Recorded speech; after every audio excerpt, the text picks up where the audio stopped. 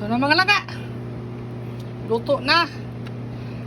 Nilagyan ko ng sibuyas nga malaking hiwa. Kasi yung nilagay kong sibuyas, yung powder, sa luya, lahat powder eh. So nilagyan ko. Nilagyan ko na yung sariwa.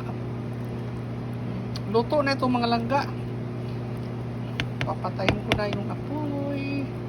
Ayan. Hindi pwedeng overcook yung akalaya. Yun lang. Ito na mga langga. Nandito na sa lalagyanan. Nandito sa pinggan. Tinulang isda na sardines na may palaya. Ang palaya.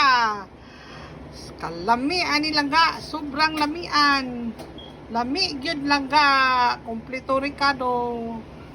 Lami sa Bisaya, ang Tagalog, masarap. Yan, sardines lang ito mga langga. Kainan na. Yun lang.